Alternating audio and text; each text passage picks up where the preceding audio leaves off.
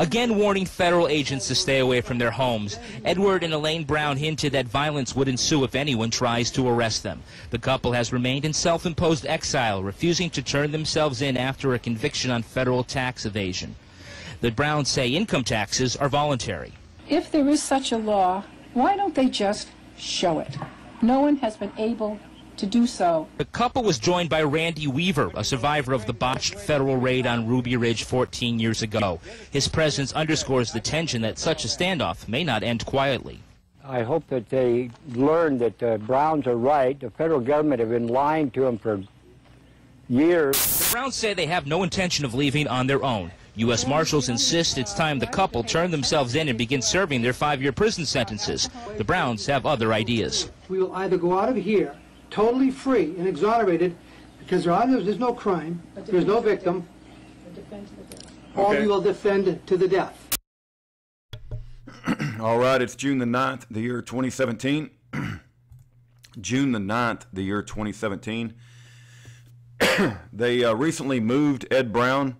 He was told that his case was getting too much attention, so they moved him to a new institution. I was basically without any sort of communication for the last 2 months.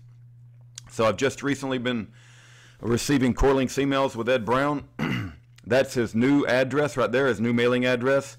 He has indicated that he needs funds on his commissary account, that he's embarrassed to ask, but he has to admit that he needs help. Keep in mind that he was very well off before he was sentenced to death by prison for taking a stand for liberty and freedom. And his conscience dictated that he do what he thought was right regarding the tax code.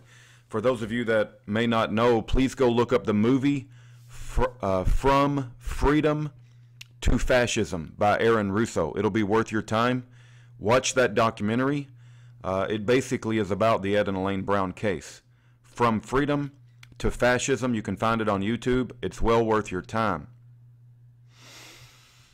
All right. You can also go to YouTube. I'm not YouTube. Year of Jubilee. Yearofjubilee.com. We've got the address for Ed Brown, the address for Elaine Brown. If you click on their page, you'll see updates for Ed and Elaine and Jason Gerhard and Daniel Riley. All of them are political prisoners. You'll see a video where Ron Paul calls Ed and Elaine Brown heroes at one time, and then when Neil Cavuto calls them to the carpet, Ron Paul backed off. But Ron Paul, I don't have any respect for him whatsoever. That's the movie, From Freedom to Fascism. We've got various news articles. We've consolidated a lot of information. You can read Tyranny on Full Display by Daniel Riley, which is a writing that Daniel Riley just recently put together, and The Saga of Ed and Elaine Brown. Those are very important, or very informative. You can also pass out business cards if you're so inclined. For people that just don't have the time to hear the whole story, just give them a business card and tell them to look into it. Let's go back to Corlinks. We got a Corlinks today. Let me try to make this bigger if I can. It says it's titled Birthday, but that's not what this message is about. That was an old topic. But it says, Dear Rudy, I have just returned to the site since April and 7 weeks in the SHU, Special Housing Unit. Special Housing Unit is a place where they put prisoners to basically discipline them. Ken Hovind was put in the Special Housing Unit many times when they didn't want him to talk to the public.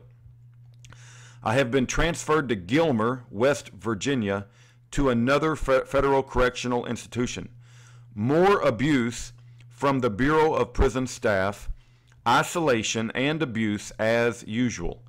Keep in mind that Ed Brown has reported that they have tried to murder him by gassing him to death on at least 2 occasions. We have videos where he recounts the attempted murder inside the Bureau of Prisons by gassing.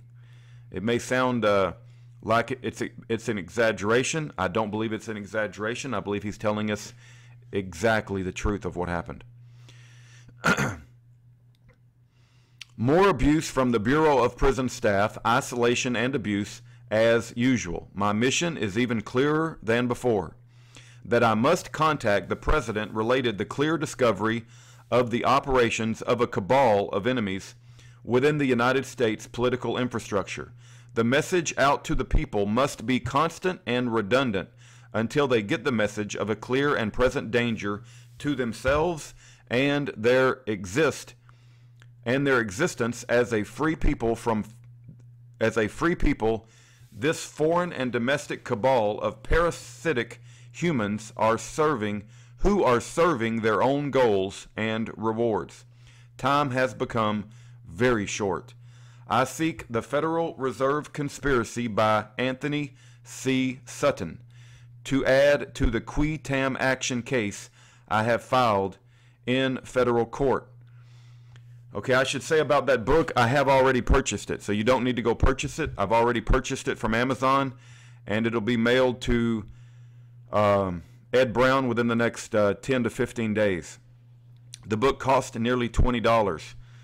So again, keep in mind that I hate to bring this up, but you guys need to know that the maintenance of this website and mailing these books out to these prisoners, it does add up.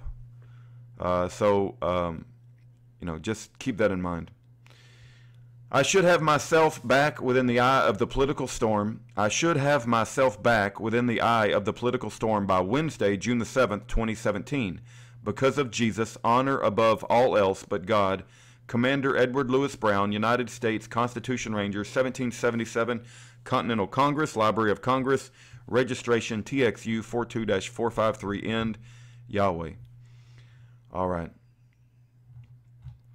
So we have created a website for Ed and Elaine Brown. It's called yearofjubilee.com.